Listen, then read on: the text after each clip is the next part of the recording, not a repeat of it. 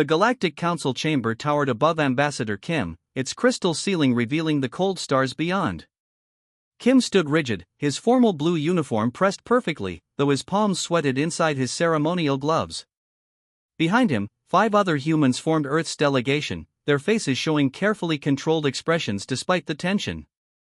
Humans, boomed High Counselor Vex, his elongated head tilting curiously as he looked down from the elevated council platform. "You may present your petition." Kim stepped forward. The chamber was massive, circular, filled with representatives from over 300 advanced civilizations. Most watched with indifference, some whispered among themselves.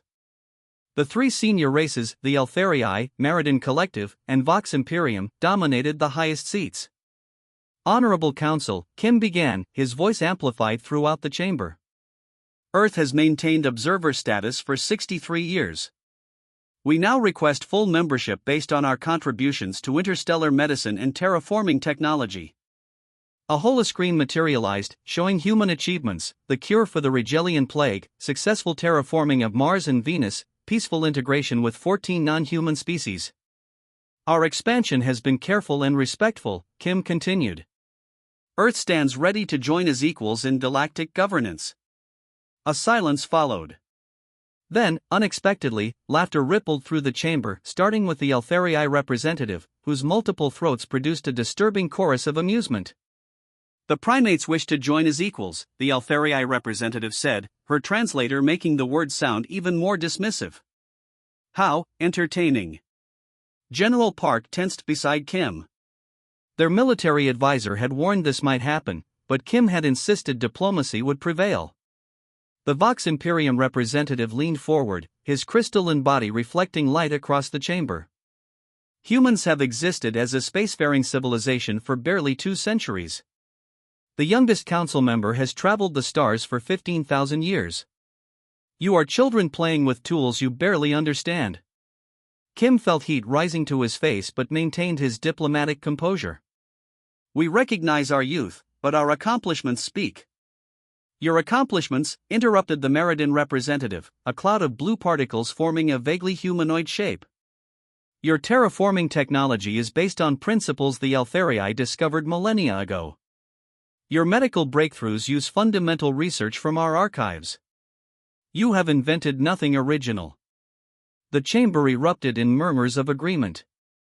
Kim noticed representatives from the neutral races looking uncomfortable but remaining silent. "The Council recognizes that humans learn quickly," High Counselor Vex said, raising a clawed hand for silence. "Perhaps too quickly. Your rapid expansion concerns many members." Kim felt a chill. This wasn't going according to plan. "We have respected all territorial agreements. Yet your military vessels grow more numerous each year," the Eltherii representative cut in. "Your population expands exponentially across your colonies. Several council members have reported human ships scanning restricted areas." "Those were research vessels, not military," Kim wanted to argue, but Vex was already speaking again. "The Council has reached a decision," Vex announced. "Earth's petition for full membership is denied." Kim had expected this possibility. "We accept the Council's wisdom and request to maintain our current observer status." Furthermore, Vex continued as if Kim hadn't spoken, "The Council has determined that human expansion presents a potential destabilizing influence. Effective immediately, human settlements and activities will be restricted to your home solar system until you demonstrate greater maturity." The chamber fell silent. Kim stood frozen in shock. "Restricted? But our colonies will be permitted to continue under increased council oversight," the Vox representative stated flatly. "No new human settlements will be authorized beyond Sol system. This decision is final." General Park stepped forward. "This violates 3 separate treaties. Treaties which the Council has authority to modify," the Meridian representative replied, particles swirling in what seemed like amusement. "Perhaps spend your isolation period studying galactic law more thoroughly." Laughter rippled through the chamber again, more widespread this time. Kim felt numb as he realized what was happening. This wasn't just denial, it was public humiliation. broadcast across the entire galaxy. This meeting is adjourned, Vex announced. The council members began to disperse, many not even bothering to acknowledge the human delegation further. As they walked back to their ship, Kim's communication device chimed. Messages from Earth were pouring in, the broadcast had been seen by billions back home. The public humiliation was complete. They planned this all along, General Park said quietly. This wasn't about our petition. Kim nodded slowly, his diplomatic training crumbling under the weight of anger and shame. They wanted to put us in our place. Neither realized that this moment would later be marked in history as the beginning of humanity's most fateful decision. 3 months after the humiliation at the Galactic Council, Earth simmered with quiet rage. News feeds across all human settlements replayed the footage daily, keeping the wound fresh in the public consciousness. In homes, workplaces, and gathering spots across Earth and its colonies, conversations inevitably turned to the same topic: what would Earth do now? Deep beneath the Pacific Ocean, 23 leaders gathered in a facility known simply as Deepwater. The room was circular, with walls of polished obsidian that absorbed all sound. President Lee sat at the center, her face drawn from weeks of sleepless nights. We have all watched the recordings, she said, her voice steady despite her exhaustion. But today we must move beyond anger and decide Earth's future. Admiral Kim stepped forward, activating a holographic display that filled the center of the room. Before we discuss options, there's information you need to see. The hologram showed a distant human research outpost near the edge of allowed space. The footage, date-stamped 2 years earlier, showed the outpost suddenly exploding, debris spinning into the void. Official council report blamed this on human error, Admiral Kim said. My team recovered data proving it was a targeted strike by Altherii ships. Gasps filled the room. Kim continued, showing 5 more incidents where accidents at human outposts were actually coordinated attacks. For 20 years, the council races have been systematically sabotaging our expansion, Kim explained. The restriction they just imposed isn't new policy, it's the public revelation of what they've been doing quietly all along. Defense Minister Choi, a small woman with steel-gray hair, stood next. We've intercepted council communications. The senior races fear us. Not for what we are now, but for what we might become. President Lee looked around the table. Options? Compliance means slow death, said Economy Director Park. With expansion halted, our resource needs will exceed availability within 50 years. The math is simple. Negotiation, asked a colony representative. Foreign Affairs Director Moon shook his head. We've attempted diplomatic solutions 17 times in the past decade. Each time, the council makes promises, then undermines us through backchannels. The room fell silent as the reality sank in. Then Science Director Yoon, who had been quiet until now, activated her own display. There's something else. My team discovered this 3 weeks ago. The hologram showed an ancient artifact, clearly non-human in design. This was buried beneath Olympus Mons on Mars. Carbon dating puts it at over 100,000 years old, long before humans evolved intelligence. She zoomed in on markings that looked eerily similar to human DNA sequences. These suggest that whoever left this had a special interest in Earth's development. The council races know about these artifacts. They've been systematically removing them from human-accessible areas for centuries. They're hiding our history, Admiral Kim concluded. And restricting our future. The discussion continued for hours, scenarios analyzed, options weighed. Then their systems detected an incoming transmission, priority level maximum, from the Galactic Council. The hologram of High Counselor Vex appeared in the center of the room, his elongated face betraying no emotion. People of Earth, the Council has determined that your military vessels represent an inappropriate allocation of resources for a species of your development level.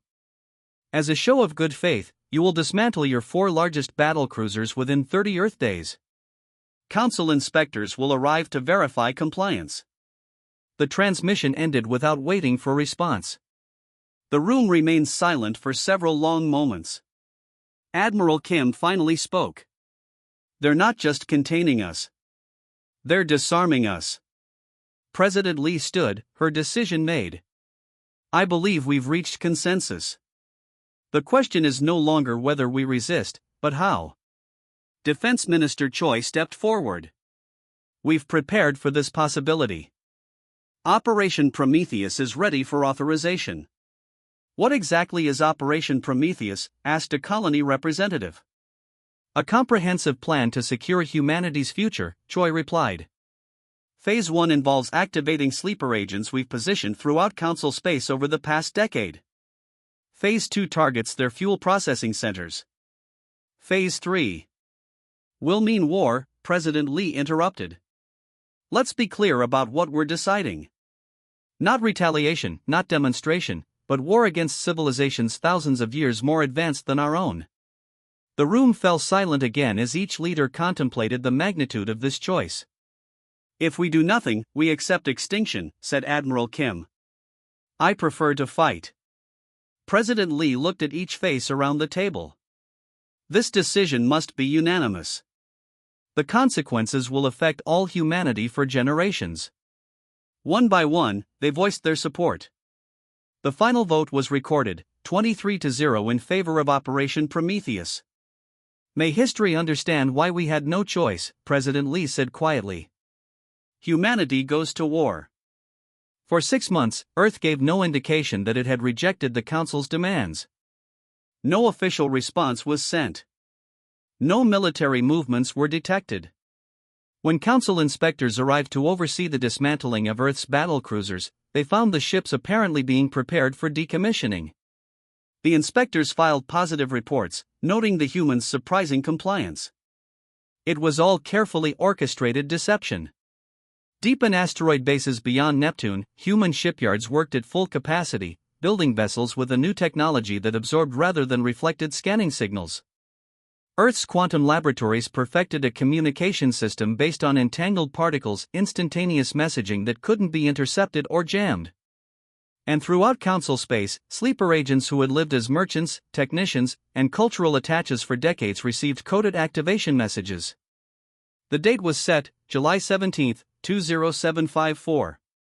Captain Joe stood on the bridge of the UES Shadow, one of 50 stealth destroyers positioned near the Council's primary fuel processing center in the Rigel system. His ship was practically invisible to conventional sensors, its hull absorbing energy rather than reflecting it. The crew worked in near silence, communicating through neural implants to avoid detection. All ships report ready, his first officer whispered. Joe nodded. Commence Operation Prometheus. Across 15 star systems simultaneously, human ships emerged from stealth mode just long enough to launch precision strikes against fuel processing facilities. The Council races, having enjoyed millennia without serious military opposition, had built these critical facilities with minimal defenses. The Shadow's weapons hit their targets with surgical precision. The fuel facility's reactor core was disabled, not destroyed, limiting casualties while ensuring the facility would be offline for months. Similar strikes occurred across Council space, all within the same 4-minute window. Strike complete.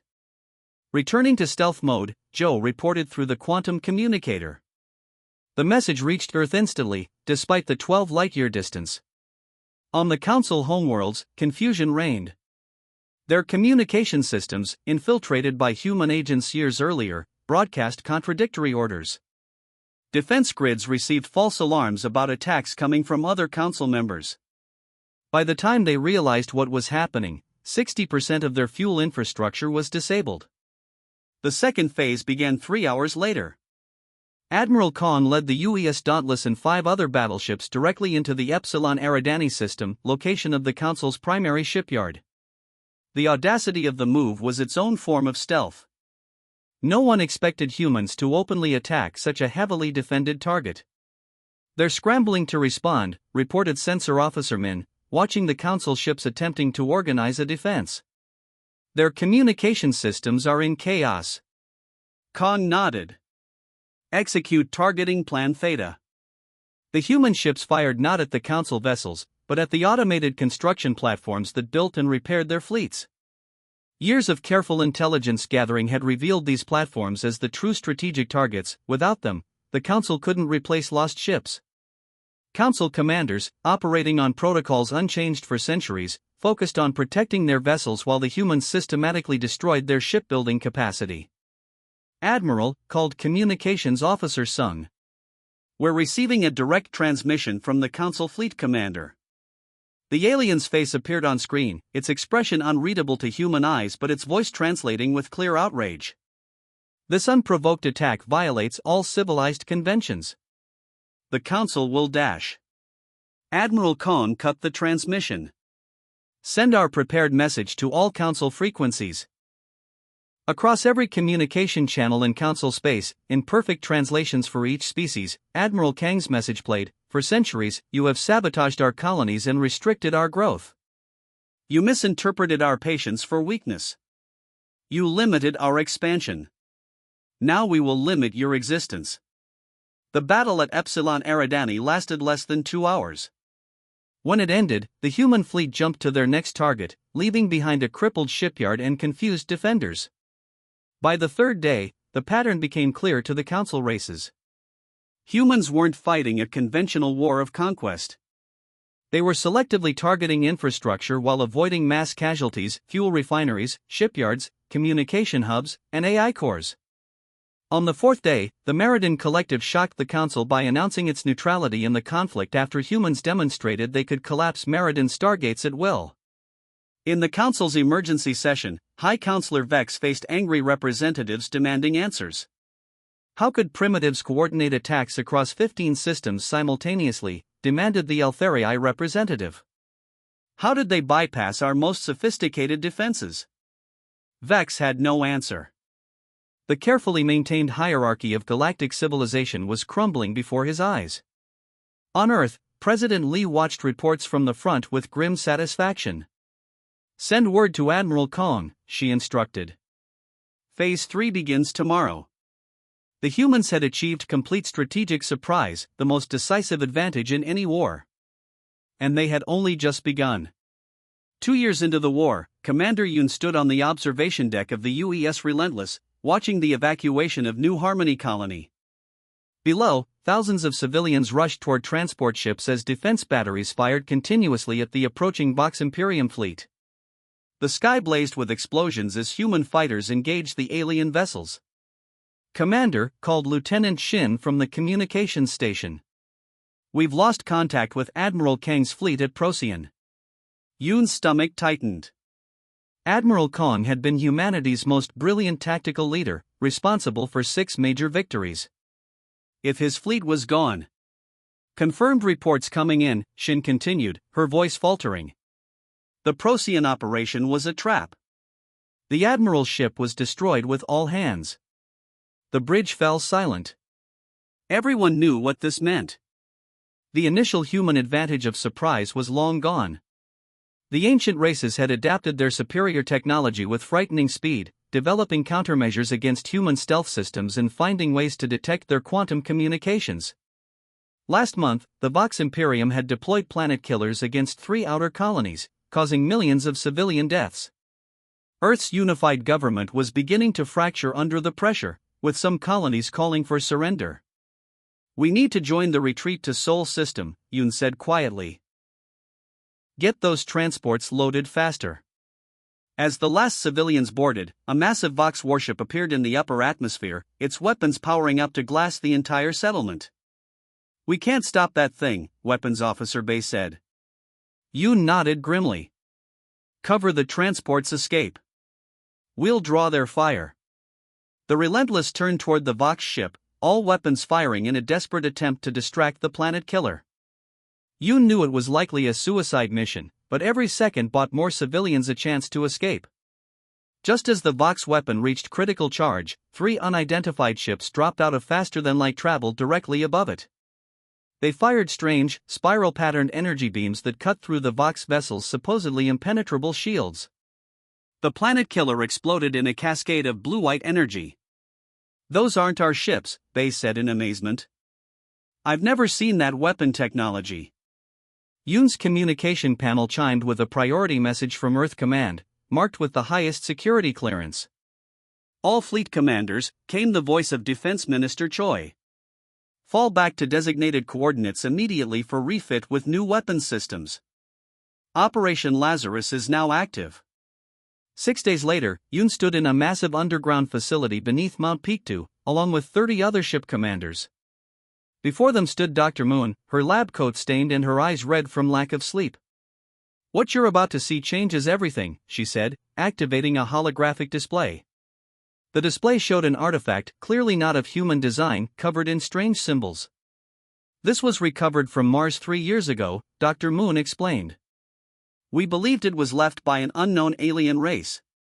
We were wrong." She manipulated the display, showing similar artifacts found on dozens of worlds. These artifacts were left by the precursors, the original founders of galactic civilization. The Council races are not the ancient species they claim to be. They're usurpers who overthrew the precursors millennia ago. Gasps filled the room. Dr. Moon continued, "Even more shocking, we found evidence that the precursors visited early Earth repeatedly. They modified our ancestors' DNA, accelerating our evolution." Commander Yoon stepped forward. "Are you saying humans are descendants of the precursors, or at least their designated inheritors?" Dr. Moon confirmed. "The Council races have always feared us because of an ancient prophecy that foretold their overthrow by evolved primates who reach for stars. That's why they've suppressed us for so long." She gestured to a row of devices unlike anything Yoon had seen before. "Using precursor principles, we've created what we call cognition bombs. They disable the artificial intelligence networks the Council races depend on without harming organic life. The ships you saw at New Harmony were our first field test." Defense Minister Choi addressed the assembled commanders. "Your ships will be retrofitted with these weapons immediately. In 3 days, we launch Operation Lazarus, our counterattack." The next month saw a dramatic reversal on all fronts. Human ships, now equipped with precursor-derived technology, cut through Council defenses that had previously seemed impenetrable. The cognition bombs disabled the AI systems the ancient races had relied upon for millennia, leaving them in disarray. Commander Yoon led a battle group that liberated 3 human colonies in a single week.